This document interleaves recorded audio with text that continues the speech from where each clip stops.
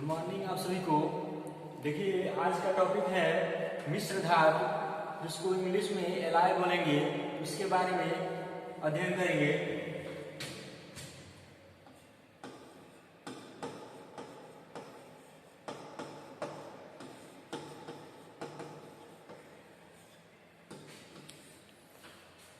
मिश्र धातु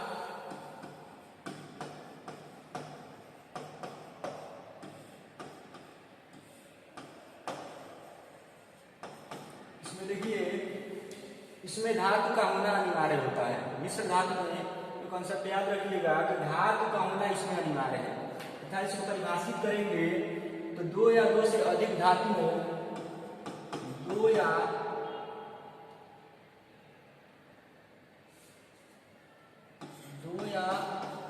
दो से अधिक धातुओं और एक धातु तथा अन्य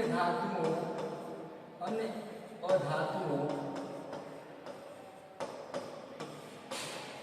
का मिश्रण को मिश्र धातु बोलते हैं।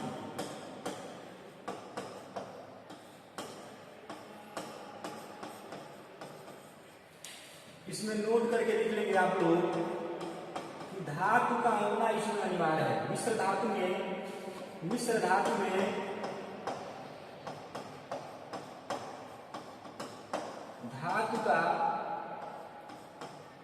धातु का होना जरूरी है, तभी वो मिश्र धातु बन पाएगा। तो एक बार और परिभाषा बता दें, दो या दो से अधिक धातुओं या एक धातु और अन्य धातुओं के मिलने से मिश्र धातु बनता है, जिसको इंग्लिश में एलॉय कहते हैं। अब देखिए कुछ मिश्र धातुएं हैं फेमस, जो परीक्षा में बार बार पूछी जाती हैं, उसके अध्ययन करेंगे। जैसे पहले है पीतल, जैसे पहला है पीतल। पीतल को इंग्लिश में ब्रास बोलते हैं, या इसका दूसरा नाम मंजू मेटल भी है। मंजू मेटल से भी आता है, तो कोई भी पूछ सकता है तो पीतल किसका बना होता है। तो पीतल तांबा प्लस जिंक, तांबा और जिंक से मिलकर बनता है। तांबा को इंग्लिश में कॉपर बोलते हैं, उसका सिंबल सी होता है। जिंक का सिंबल Zn होता है।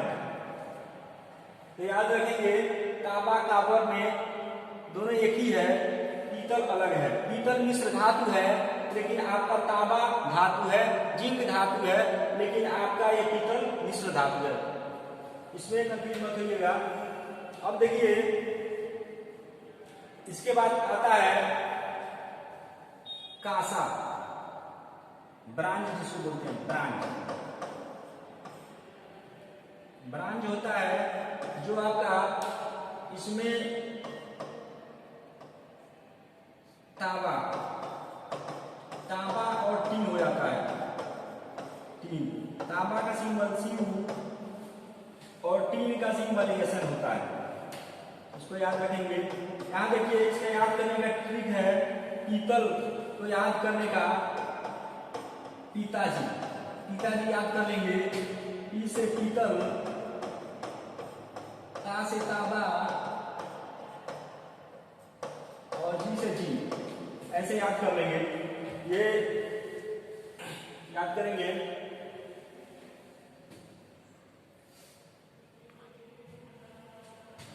ये ब्रांज है जिसको कांसा भी बोलते हैं। कांसा या इंग्लिश में ब्रॉन्ज बोलते हैं, या इसको बेल मेटल भी बोलते हैं। बेल मेटल 3 नामों से आएगा, जो भी आए समझ लीजिएगा। तांबा और टीन के मिलने से कासा बनता है, या कहेंगे इंग्लिश में ब्रांच, इंग्लिश में ब्रांच कहेंगे या बेल मेटल कहेंगे, ये तीनों नामों से आ सकता है, तो याद कर लीजिएगा। चलिए स्क्रीनशॉट ले लीजिए, और भी धातु को लिखवाएंगे, बहुत इंपॉर्टेंट है जो, इसको स्क्रीनशॉट ले लें आप लोग।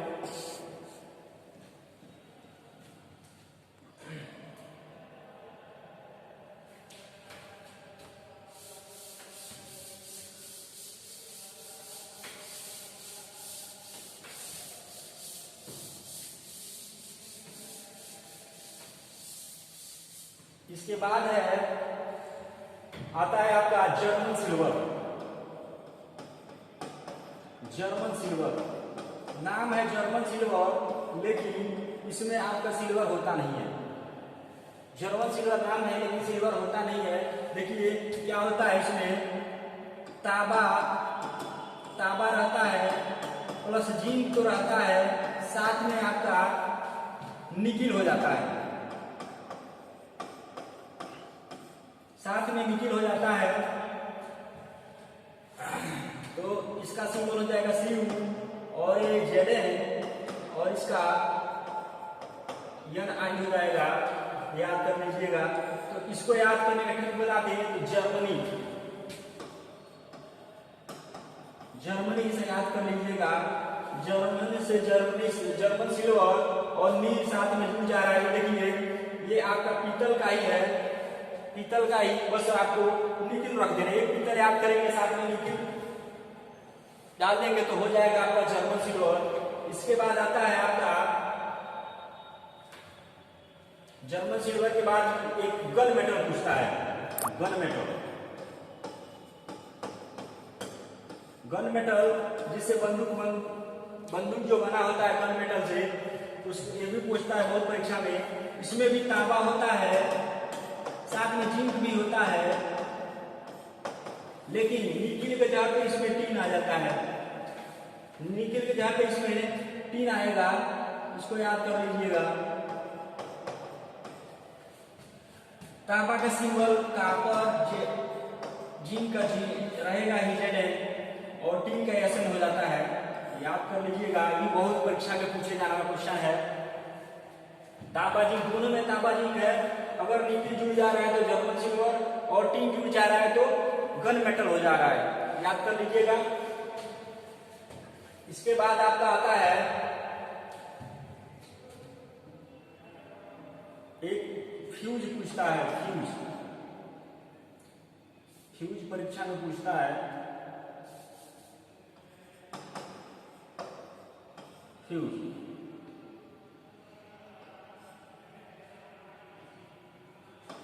ये किसके संबंध में बना होता है, तो लेड और टीन, लेड और टीन के मिलने से पीबी अपना सेशन को मिलने से, ये बहुत परीक्षा में पूछे जाने वाला क्वेश्चन है। फ्यूज किसका मिश्रण है, तो लेड और टीन के मिलने से आपका फ्यूज बनता है।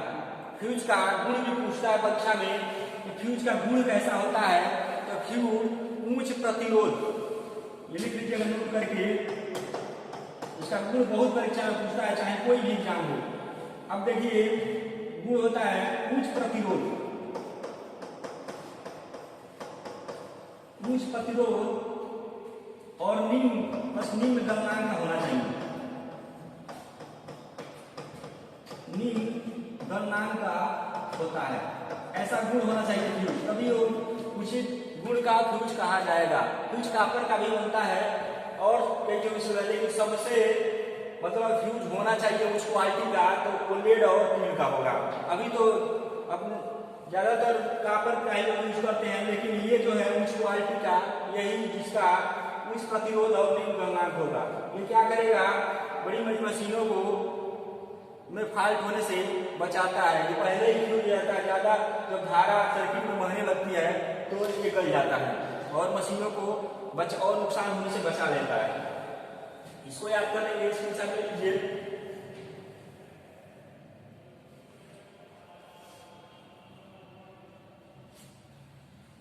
एक तो आता है टाका, या इसको शोल्डर भी बोलते हैं। सोल्डर, टाका या सोल्डर ये भी लेड प्लस टिन से ही मिलकर बना होता है, पीबी और एसएन से ही मिलकर बना होता है। ये भी बहुत पूछता है सोल्डर किससे किससे मिलकर बनता है, तो ये भी आपका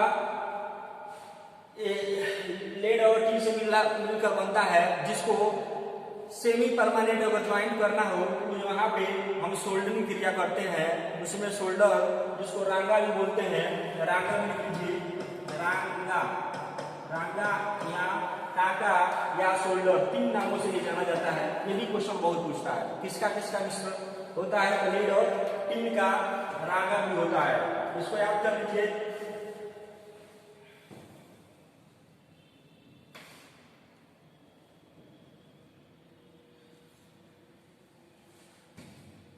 एक तो रोल गोल्ड आता है,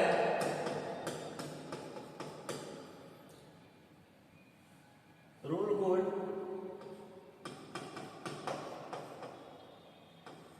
जो कॉपर और एल्युमिनियम, कॉपर और एल्युमिनियम के मिलने से रोल गोल्ड बनता है, जिसे ये गहना बना रोल गोल्ड गहना वगैरह बनाने में, जो नकली किस्म का गहना होता है उसको बनाने में इसका यूज करते हैं। औरतों का जो गहना बनता है ये रोल गोल्ड का आता है। इसमें कॉपर और एल्युमिनियम के मिलने से ही इसको बनता है, Cu प्लस Al के मिलने से रोल गोल्ड बनता है।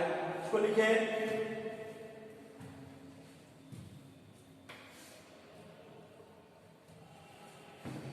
चलिए इसको करेंगे,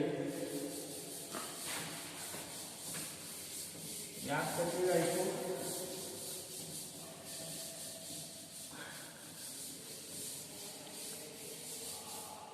एक इंपोर्टेंट आपका सबसे ज्यादा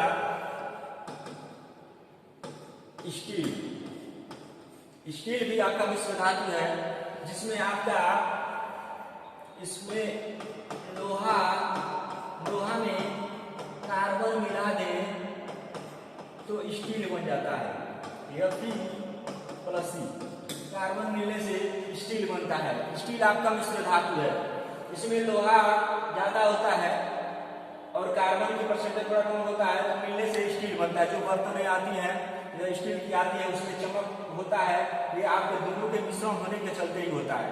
लेकिन लोहा कैसे, उसका भूरा कलर होता है, लेकिन वही कार्बन मिल जाता है तो वही चमक आ जाता है।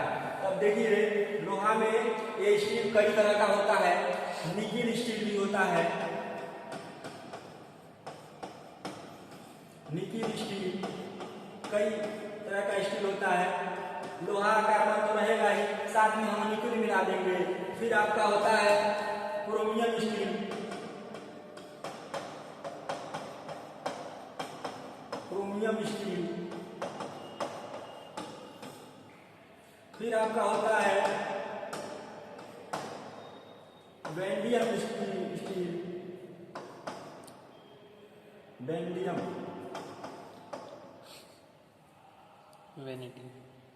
वेनेडियम होता है थोड़ा सा,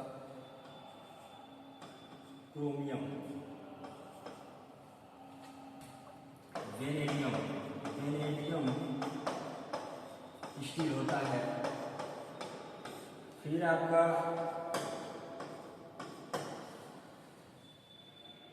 कोबाल्ट होता है, कोबाल्ट स्टील। ये लोहा कार्बन रहेगा ही, साथ में इन लोगों के मिलाने पे गुण चेंज हो जाएगा, गुण आपके स्टील का चेंज हो जाएगा।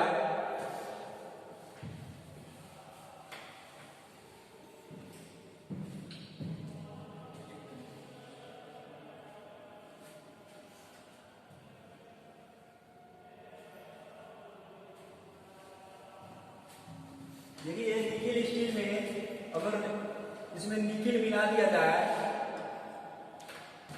तो कठोरता बढ़ जाएगी,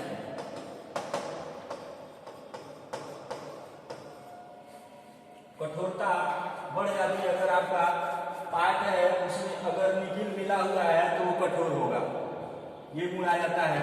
क्रोमियम मिलाने से आपकी जंग नहीं लगता है और आपका हार्डनेस भी, कठोरता भी बढ़ जाती है। जंग रोधी और कठोरता, जिसको इंग्लिश में बोलते हैं हार्डनेस, ये बढ़ जाती है। जंग रोधी और हार्डनेस करना हो तो आपका क्रोमियम मिला देंगे। ये पूछता है क्वेश्चन कि निकिल मिला देने से क्या हो जाता है, स्टील में निकिल मिला हो तो उसका गुण कैसा होगा, या क्रोमियम मिला हो तो उसका गुण कैसा होगा, या वेरियम मिला हो तो गुण कैसा होगा।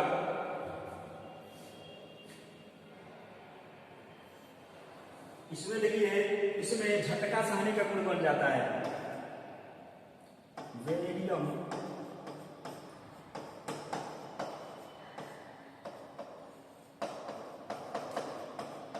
झटका,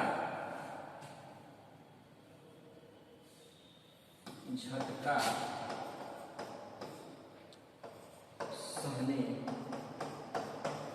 का गुण बढ़ जाता है। ये भी पूछता है कि वेरियम अगर मिला दें तो फिर क्या होगा। तो झटका, अगर इंजन मशीनें चल रही हैं उसमें वेरियम मिला है तो झटका को सहन करने में उसको कोई दिक्कत नहीं होगा।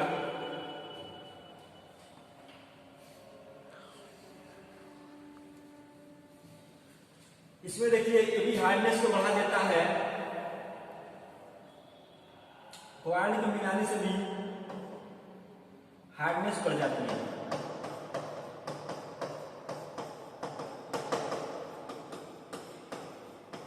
हार्डनेस बढ़ जाती है। एक तो आता है आपका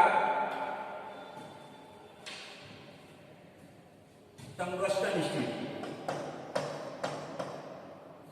टंगस्टन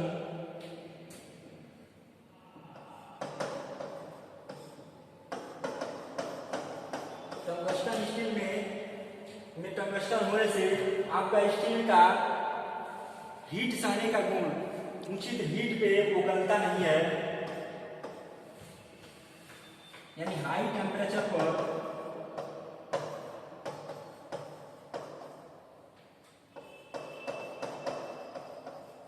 सहने का गुण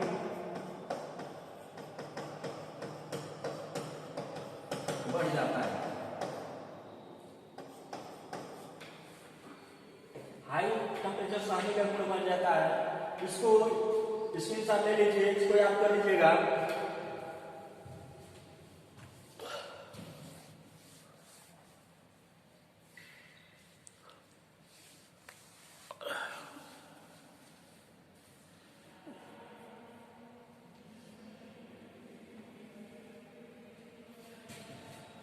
याद कर लीजिए इसको, इसमें याद कर लीजिएगा जितने मैक्सिमम कटिंग टूल्स जो आती हैं उसमें मैक्सिमम आपका क्रोमियम मिला हुआ एलॉय होता है। कटिंग टूल्स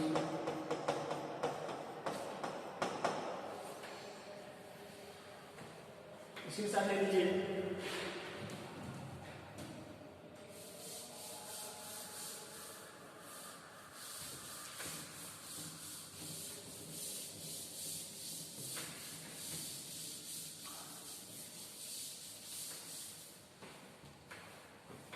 अब देखिए स्टील को भी आपका, ये देखिए एक हाई कार्बन स्टील होता है, ये कार्बन मिलाने के अनुसार बांटा गया है। हाई कार्बन स्टील,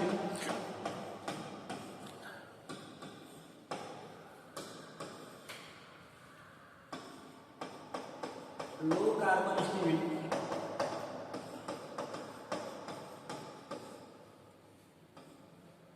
तीसरा होता है मीडियम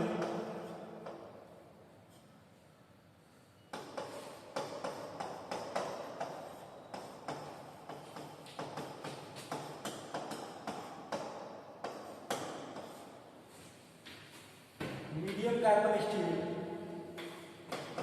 एक हाई स्पीड स्टील आता है, high speed steel.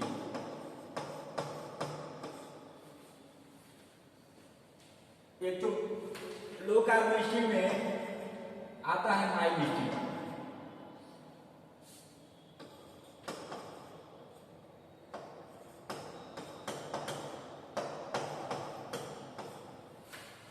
Low carbon steel में ही आता है माइल्ड स्टील, जिसमें 0.15 से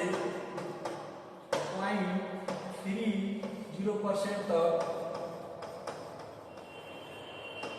तक कार्बन होता है। इसमें लगभग 1.5%, इसमें 7.5 से 1.5% तक कार्बन होता है। ज्यादातर cutting tools high carbon steel के ही बने होते हैं।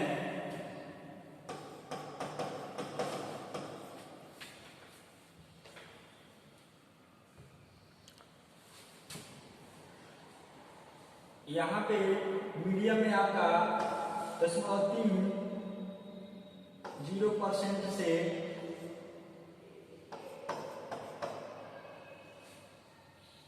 आपका लगभग 75% तक कार्बन होता है।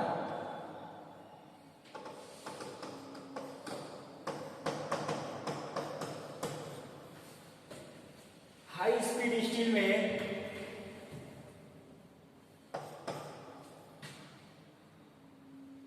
इसमें लगभग 0.45 से 85% कार्बन होता है। ये कार्बन के परसेंटेज के अनुसार ये आपका इसमें बांटा गया है। High carbon steel, low carbon steel, medium carbon steel, high speed steel. Question पूछता है माइल्ड स्टील किसमें आता है, तो लो कार्बन स्टील में आता है, जिसमें 0.15 से 0.30% तक कार्बन उपस्थित होता है। तो ऐसे याद कर लीजिएगा, मिश्र धातु जितना क्वेश्चन इंपोर्टेंट था पूछने वाला ये बता दिए हैं, इसको याद कर लीजिएगा। Thank you.